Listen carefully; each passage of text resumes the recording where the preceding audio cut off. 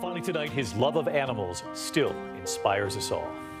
For decades, millions of Americans have welcomed him and his love of animals into their homes. Hi everybody, I'm Jack Hanna, coming to you from my base camp here at the Columbus Zoo. Jack Hanna, the wildlife conservationist, he would introduce the world to the animals he fought so hard to save. Jack, are you all right? On late-night TV with the baby tigers.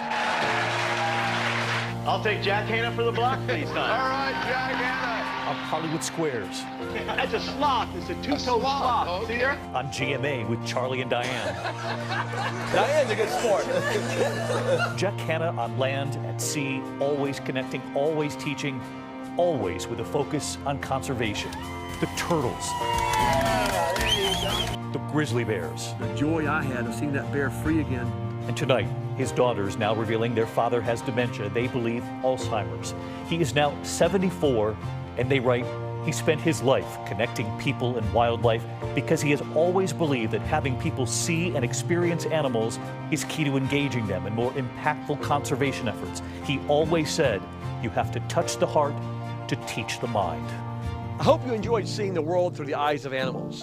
It's an amazing perspective. We are thinking about Jack Hanna tonight. Real quickly, if I could say one thing, 10 seconds.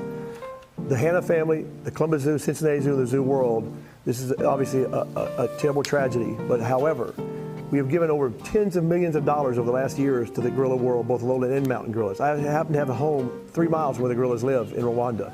That's the mountain gorillas. However, what you see here, you hear the screaming going on, I hear it in my ear right now. You hear the screaming going on. Watch that gorilla's response, by the way. He doesn't know what's going on right. This is a silverback, by the way, not a female. He hears the response. You can see from the face and the mouth, he's alarmed. Yes, he goes over and looks at the little child there. There's no doubt about that. What happens when you tranquilize the animal? Whether it's a gorilla, whatever animal it might be. As I do research in the wild with gorillas, I've seen what happens. So I know what happens. When that dart hits the animal, this animal, you can imagine, the animal, it's like a shot, but he jumps like this. So what would happen if he had a hold of that little boy? I've seen a silverback gorilla take a green coconut, which you can't even bust up with a hatchet, and go like this. Beyond the strength of anything you would ever know. So what choice was made? You have human life and animal life. So what choice was made? So Jack, you believe the zoo made the right decision. Obviously, the Cincinnati Zoo has said a child's life was in danger and a quick decision had to be made. It sounds like you agree with them.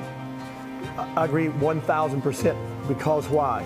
I've worked with gorillas and seen them for over 35 years.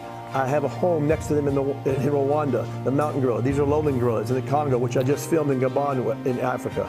So when I've seen all this on my entire life of 35 years, both the zoological situation and the ones in the wild, what's happening in the wild right now is sometimes tragic. I've seen gorillas with snares on them, their hands rotting off.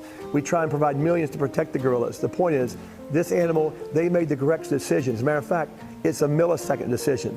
They cannot tranquilize it. It takes 5 to 10 minutes. All of us are sorry. We're all in the zoo world heartfelt for this whole thing. But thank goodness a human being is alive today because of the decision the Cincinnati Zoo made. So you have human life and animal life.